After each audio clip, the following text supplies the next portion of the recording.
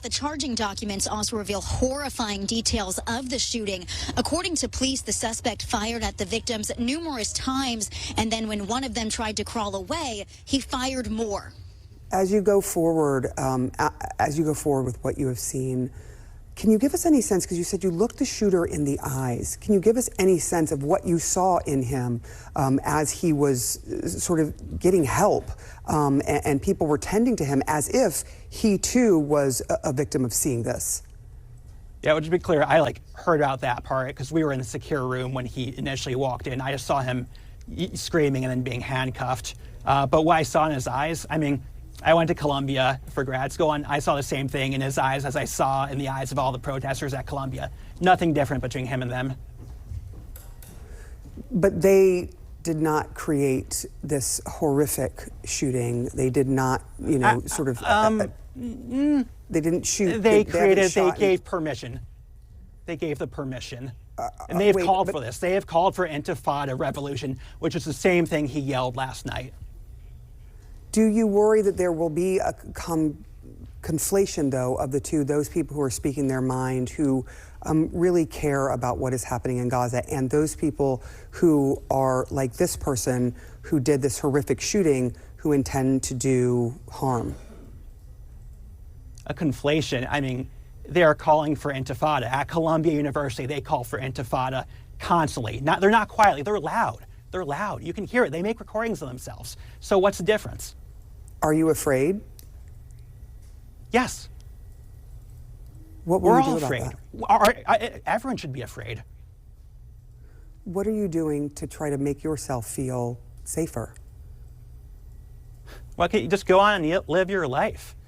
I'm a New Yorker. I remember 9/11. You can't let them make you be afraid. You have to go on. You have to live your life, and hopefully your government does things to protect you.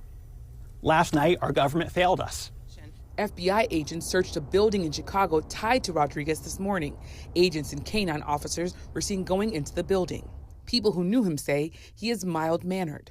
Witnesses on the scene said he ran into the museum after the shooting. This man, who we assumed was a witness, was in the museum with us for about 10 to 15 minutes. And then as soon as a cop enters is when he starts yelling to the whole museum. And he yells, I did it for Palestine. The shooting comes more than 18 months after the Hamas October 7th terrorist attack on Israel. Outside.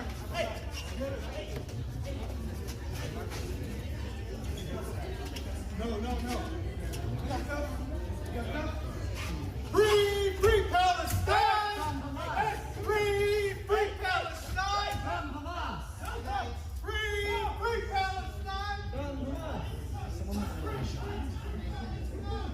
At approximately 9:08 p.m. tonight, we received multiple calls for a shooting in the area of 3rd Street and F Street Northwest. Officers located one adult male and one adult female unconscious and not breathing at the scene. DC Fire and EMS responded, and despite all life-saving efforts, both victims succumbed to their injuries. The preliminary investigation indicates that both victims were exiting an event at the Capitol Jewish Museum located in the 500 block of 3rd Street Northwest when the shooting occurred. We believe the shooting was committed by a single suspect who is now in custody. Prior to the shooting, the suspect was observed pacing back and forth outside of the museum. He approached a group of 4 people, produced a handgun, and opened fire, striking both of our decedents. After the shooting, the suspect then entered the museum and was detained by event security. Once in handcuffs, the suspect identified where he discarded the weapon, and that weapon has been recovered, and he implied that he committed the offense. The suspect chanted, "Free, free Palestine," while in custody. The suspect has been tentatively identified as 30-year-old Elias Rodriguez of Chicago, Illinois. Our MPD case detectives are leading this investigation. Show that the man charged in the killing of 2 Israeli embassy staffers in Washington, D.C. told police, quote, "I did it for Palestine, I did it for Gaza." You're right.